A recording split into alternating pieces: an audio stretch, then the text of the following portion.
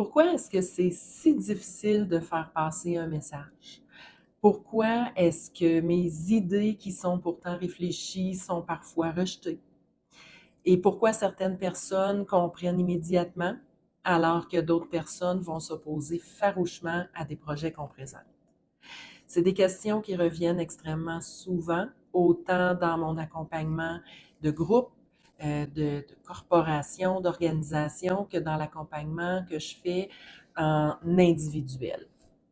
Chaque fois quand je creuse la situation pour mieux comprendre, il y a une même réalité qui revient, c'est que je m'aperçois qu'il y a des filtres qui vont venir brouiller la communication.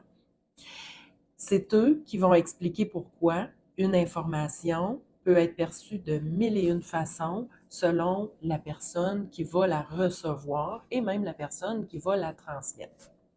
En étant conscient de ces filtres, on peut adapter notre communication pour mieux faire passer nos messages.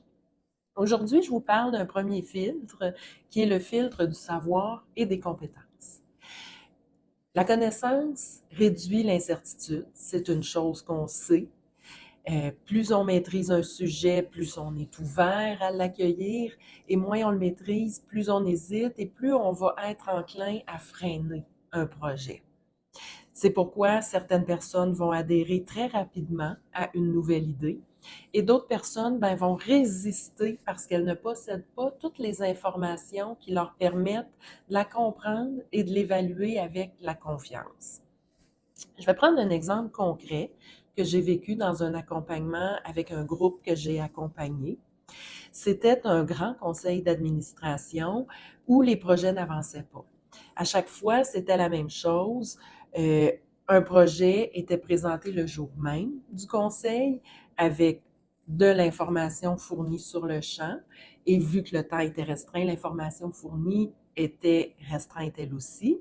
Et le résultat, c'est qu'il y avait beaucoup d'hésitations, il y avait peu de projets qui avançaient, peu de projets qui passaient, c'était souvent refusé. Ça a amené beaucoup de frustration aussi. Ce qu'on a mis en place, c'est 3 ajustements simples, mais qui ont fait une différence et qui ont permis d'améliorer la compréhension des gens du conseil. La première, c'est qu'on a instauré l'envoi de notes de briefage assez détaillées, au moins 5 jours avant chaque rencontre, pour permettre aux administrateurs d'avoir en fait une synthèse claire de ce qui serait discuté et des informations clés pour commencer à se faire une tête. On a aussi instauré la création de sous-comités de travail qui regroupaient des administrateurs du conseil qui étaient intéressés par les sujets et qui demandaient plus d'informations, qui l'obtenaient et qui se faisaient une tête en vue de revenir dans un conseil ultérieur et de présenter leurs propres conclusions à leurs collègues. Il y a aussi eu l'organisation de séances d'information quand des sujets beaucoup plus pointus se présentaient ou un spécialiste de la question prenait par exemple une demi-heure ou une heure de son temps pour venir faire une présentation et augmenter le degré de connaissance, donc éduquer les administrateurs sur cette question-là.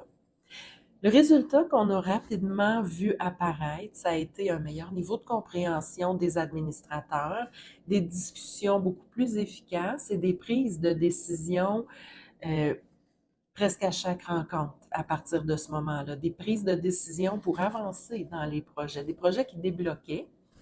Et rapidement aussi, ce qu'on a entendu comme message, ça a été un renversement de ce qu'on entendait avant où c'était un manque de confiance. Et là, c'est devenu, on peut avoir confiance, euh, on nous fournit beaucoup d'informations pour comprendre, le processus est toujours transparent. Avec cette confiance-là, comme je vous disais tout à l'heure, le contenu des discussions s'est extrêmement enrichi et l'organisation s'est remise à avancer. Donc, en conclusion, ce que je veux que vous reteniez de ce que je vous présente aujourd'hui, c'est que si vous voulez faire avancer vos projets, assurez-vous que votre audience vous comprend. Donc, assurez-vous d'éduquer les gens sur ce que vous présentez, de leur transmettre l'information pour qu'elles aient les compétences nécessaires pour prendre les décisions et vos projets ne vont s'en tenir que mieux.